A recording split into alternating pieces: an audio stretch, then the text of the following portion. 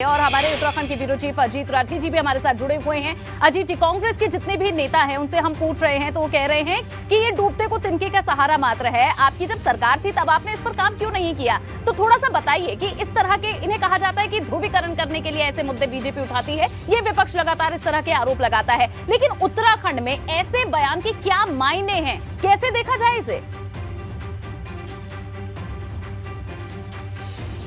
देखिए, जैसा मेरी अभी अब थोड़ी देर पहले भी आपसे बात हो रही थी, तो जो कॉमन सिविल कोड है, तो ये मतलब इसको हम समान नागरिक संहिता हम कहते हैं, जिस पर बहुत बरसों से एक बहस चल रही है पूरे देश में कि इसको देश में लागू किया जाना चाहिए, यानी कोई भी व्यक्ति उसके लिए समान कानून होगा।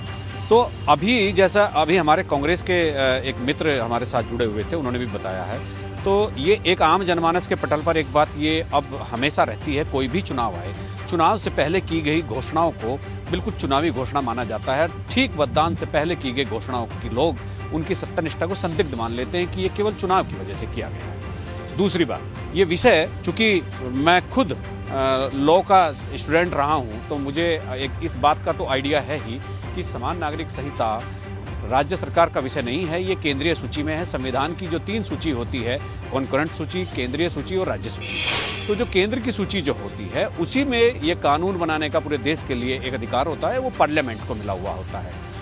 राज्य सरकार ज़्यादा से ज़्यादा क्या कर सकती है? अपने मंत्रिमंडल का एक प्रस्ताव पारित करके, विधानसभा में एक संकल्प पत्र पारित करके वो केंद्र सरकार को भेज सकती है। अगर central leadership Bharatiya Janata party की आज इस बयान को दे दी होती तो इसकी महत्ता बहुत ज़्यादा बढ़ गई होती, और चुनाव में जो एक माहौल बदलने की और उलट पुलट करने की जो एक प्रयास हो रहे हैं, शायद उनको बल मिल जाता। लेकिन फिलहाल मुख्यमंत्री की इस बातचीत के बाद स्टेट के भीतर भी एक गर्माहट देखी जा रही है। सियासत पूरी तरह से एक अपने चरम पर आ गई। आज 5 बजे चुनाव प्रचार थम जाएगा, लेकिन चुनाव प्रचार तो थम जाएगा जैसे 5 बजाएगी घड़ी, उसके बाद में जो ये कॉमन सिविल कोड और ये तमाम जो यूनिफॉर्म सिविल कोड की जिसकी हम बात कर रहे हैं, तो ये 5 बजे के बाद भी कल तक, फिर मतदान के दिन तक ये सब चीज़ें चलती रहेंगी। तो हो सकता है भारतीय जनता पार्टी ने और मुख्यमंत्री ने इसी एजेंडे के तहत ये दिया हो कि आज प्रचार का आखिरी दिन है, आज ऐसा कोई विस्फोट कर दिया जाए जिससे धर्म विशेष के लोगों में जो भय पहले से है उस कानून को बनाने की एक बात कह करके अपने हिसाब से अपने पक्ष में माहौल करने का एक प्रयास के तौर पर इस बात को देखा जा रहा है। तो मुख्यमंत्री का कहना, चूंकि मुख्यमंत्री होता है, संवैधानिक पद पर एक नियुक्त एक व्यक्ति होता है किसी भी पार्टी का, तो वो उसके वक्तव्य को हम कम से कम इतने सरल और सहज भाव से नहीं ले सकते। उसके वक्तव्य को गंभीरता से लेना होगा। ये सिविल कोड कैसे बनेगा और यूनिफॉर्म सिविल कोड का क्या होगा, कैसे होगा, सरकार की क्या योजना होगी, ये इसका अभी कोई उल्लेख कहीं पर नहीं है।